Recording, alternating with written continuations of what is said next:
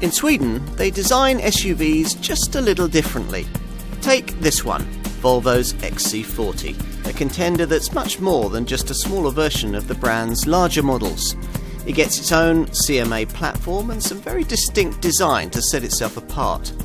The result is an interesting alternative to more mainstream premium branded compact SUVs like BMW's X1 and the Mercedes GLA, and one you might rather like. Volvo SUVs aren't generally burdened with customer expectations of super sharp handling dynamics, but they absolutely must ride with decorum, function with refinement, and be relaxing to use.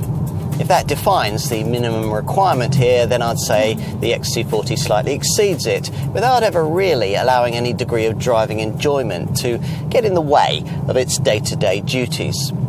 Few segment rivals manage to be much different, and offhand, I can't think of any of them that ride much better than this car over poor surfaces.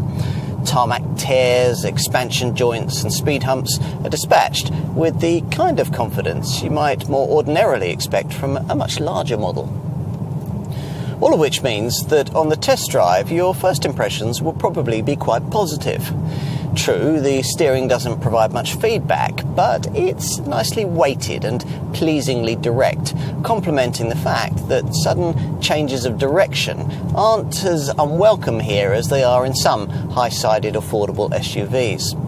That's mainly thanks to this car's new tech compact modular architecture CMA platform, a world removed from the heavy, clunky underpinnings that previous compact Volvo models have had to lug about.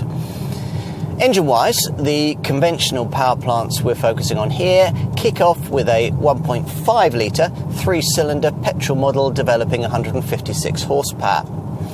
Most buyers, though, will want one of the 2-litre units, probably the 150 horsepower diesel D3, because it gives you choice, front or four-wheel drive, manual or auto transmission.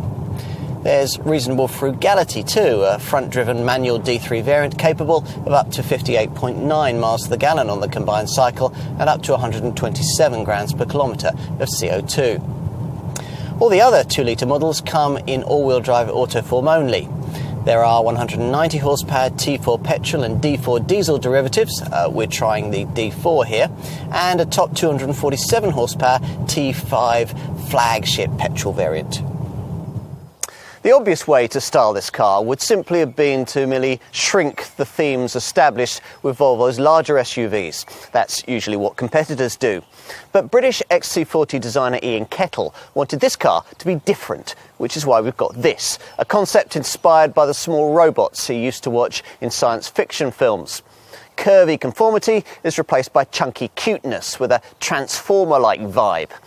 Not everyone will like it, but then if everyone did, it wouldn't be such an interesting piece of design. Let's take a seat up front. A dose of crushing conventionality here would have been a disappointment after the extrovert exterior. Fortunately, that's not what's been served up. Instead, you get digital dials, a dose of Swedish minimalism, and door cards made out of a weird felt, apparently fashioned from recycled drinks bottles. There are door bins bigger than any you'll have ever seen, and the designers have somehow crammed in the 9-inch portrait-style sensorless infotainment screen that is used in larger Volvo models, framing it with these unusual Star Wars-style vertical vents. Interested yet?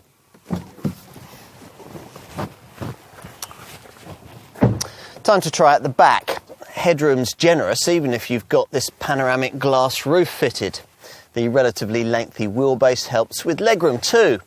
We're not so keen on the way that the angled style of the rear C-pillar might create something of a claustrophobic feel back here for younger folk. If you've children, take them along on the test drive to make sure they'll be happy here. Finally, let's take a look in the boot. This power-operated tailgate can be fitted, but you don't really need it because the tailgate's relatively light and when raised reveals a low loading lip over which you access a cargo area rated at 460 litres. Whatever your point of comparison, you'll struggle to find a rival that would allow you to use the boot area so practically. That's if you specify the optional convenience pack we've got fitted here, which gives you a 12-volt socket along with a load protection net, which can divide the space laterally to stop your shopping from sliding around.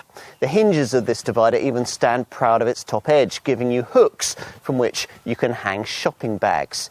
Neat. And in summary, well, most of the other cars in this segment are merely smaller versions of existing models and collectively offer much the same kind of confection, served up in only slightly different ways. In selecting between them, your decision will probably come down to things like price and spec.